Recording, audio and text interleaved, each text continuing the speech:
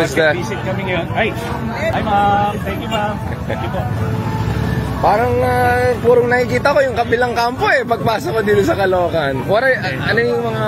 Yung campaign kasi nila is yung traditional, yung mga paramihan ng tarpaulin, ganyan. Yung sa amin kasi, more personal. Yung face-to-face interaction. And mas na-appreciate ng mga tao yun. So barangay, barangay. Ilan bang na-cover mo? Iniikot-ikot mo lang lahat ng barangays? Cover namin lahat.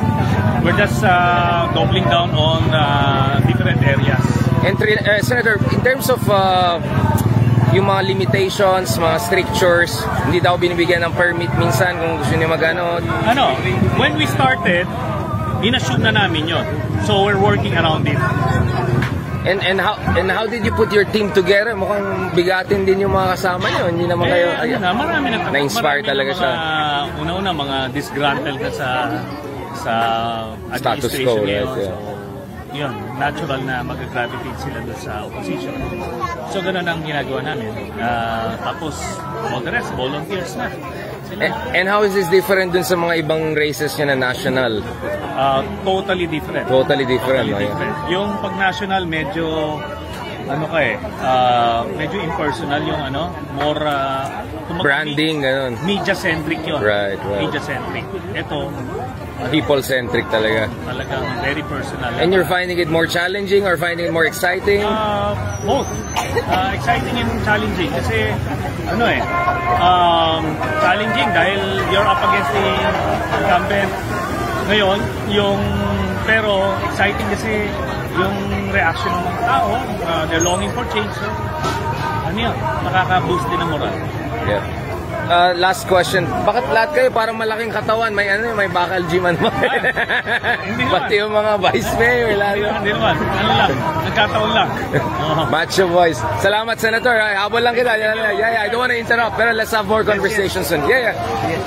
Thank you. One sec. Ito po ang sitwasyon natin. Dalawa ang pagpipilian dito sa halalan na to.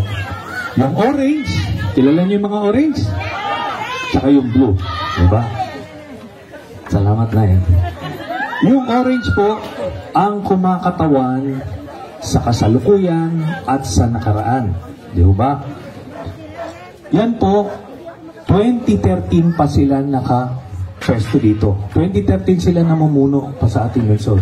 Kayo po ang makakapagsabi kung may pagbabago ba, may serbisyo ba, o may benepisyo ba. Yan po. Tapos, pag tinatanong, ano ba yung nagawa ng mga orange? Sasabihin marami naman nagawa yung mga orange. Sasabihin nila, maraming mga naipatayong mga gusali. Di ba? Bilyon-bilyon ang halaga ng mga gusali. Okay, yan po ang orange.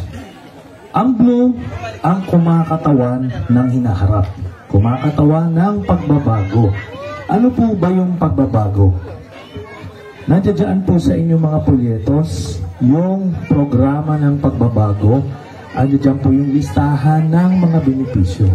May kita niyo po ang kaibahan.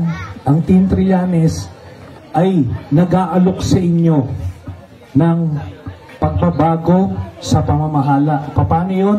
Ang prioridad na po ng Team Trillanes ay ang mamamayan. Kaya benepisyo ang inaalok po namin sa inyo. Hindi tayo magpapatayo ng mga malalaking mga gusali. Hindi na natin uubusin yung pondo ng Caloocan sa mga ganyan. Kayo po ang tatanungin ko, ano ho ba mas gusto ninyo? Proyekto o benepisyo? Diba? Ganun lang po yun. Kasi doon ho natin makikita kung nasaan yung puso nung namumuno. Kasi pagka nagpagawa ka ho ng mga gusali na bilyon-bilyon ng halaga, habang yung mga mamamayan natin wala hong maabutan sa ospital, sira-sira ho yung kalye, binabaha, walang pabahay, walang lupa, pero inuubos bilyon-bilyon sa mga malaking proyekto. Pero yun po, nangungutang pa sila. Ngayon ang tanong dito, bakit ganun ba yung prioridad nila? Bakit sa billion, 11 billion pesos po ang budget ng Caloocan kada taon, ha? Bakit yun ang prioridad nila, yung magpatayo ng mga malalaking gusali? Bakit? Kasi doon po sila kumikita. Diba? Ganun lang po yun. Kasi kung ibibigay po nila sa inyo yan bilang benepisyo, hindi na lang makukuha yan. Base po sa amin na-discover, mahigit kumulang 2 bilyong piso ang nabubulsa mula sa pondo ng Caloocan kada taon bunga ng korupsyon. Kaya yan ang babaguhin ng Team Trillanes. Bukod sa iba ang prioridad ng Team Trillanes, mamamayan, benepisyo ang prioridad. Ang Team Trillanes din ho, hindi nangungurakot. Di ba? O kilala ninyo ang inyong lingkod. Galit tayo sa mga kurakot. Di ba? Kaya 12 years po tayo naglingkod bilang senador. May mga nakatunggali po tayo ng mga dambuhalang politiko. Pero ni isang kaso ng korupsyon wala silang maisampa sa akin. Kaya ganyang klaseng serbisyo po ang dadali natin. Ngayon, ang tanong dito, doon sa nakita niyong mga programa ng pagbabago dyan po sa ating proyektos, ang tanong dito, paano niyo masasabi na magagawa ko po yan? Ano ba yung nagawa ko bilang senador? Bilang senador po, binigyan po ako ng parangal na may pinakamaraming naisabatas.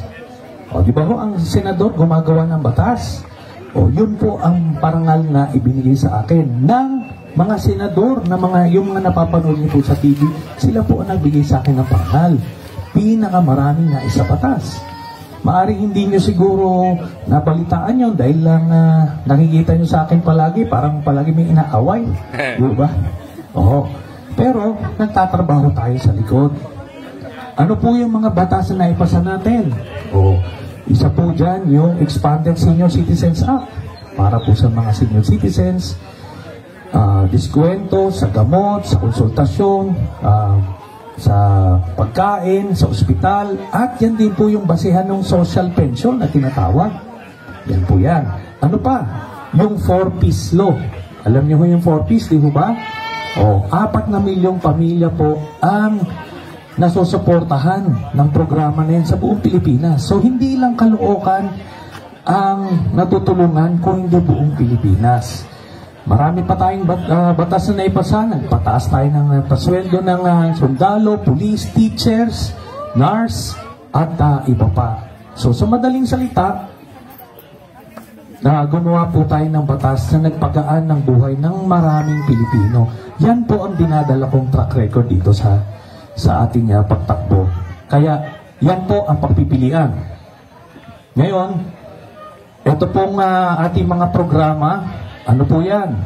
Simula ho sanggol, mga bata, libreng bakuna, libreng check-up para malusog sila. Yung mga bata na estudyante, dadagdagan natin yung 4-piece dito sa ating lungsod. Yung mga estudyante natin sa University of Caloocan City, magbibigay tayo ng 2,000 pesos na allowance kada buwan, bawat estudyante, para matulungan sila makatapos. Doon naman po, sa mga hindi estudyante ng UCC, meron din tayong scholarships na binibigay po dun sa mga out-of-school youth, yung mga kahit gustong edad na gusto mag-abroad, gusto mag-TESDA, training, technical vocational courses, gusto mag-seaman, so supportahan po natin. 2,000 pesos cash allowance din, buwan-buwan bawat scholar, para ito yung pamasahe nila, pambaon nila, para pagkatapos ng kanilang training, pwede nang mag-abroad at makatulong sa pamilya. Yan. Doon po sa ating mga manggagawa, lilikha tayo ng libu-libong trabaho dito po sa ating lungsod dahil tatanggalin natin yung mga buwis sa mga bagong negosyong itatayo dito po sa ating lungsod. Yan po yung panghikayat natin sa kanila na mamuhunan dito para mag-empleyo ng mga taga-Caloocan. Kasi nag-alisan po yung mga negosyo dito dahil tinaasan po nila yung mga buwis, yung amilyar, kaya yun po. Kaya yung mga kaanak natin, pag nagtatrabaho, gigising madaling araw, luluwas pa ng Makati o kung saan. Yan na rin po ang magiging solusyon natin sa kahirapan dito sa ating lungsod. Kasi kung ang bawat pamilya po ay madadagdagan ng isa nagtatrabaho, ay malaking ginhawa yan.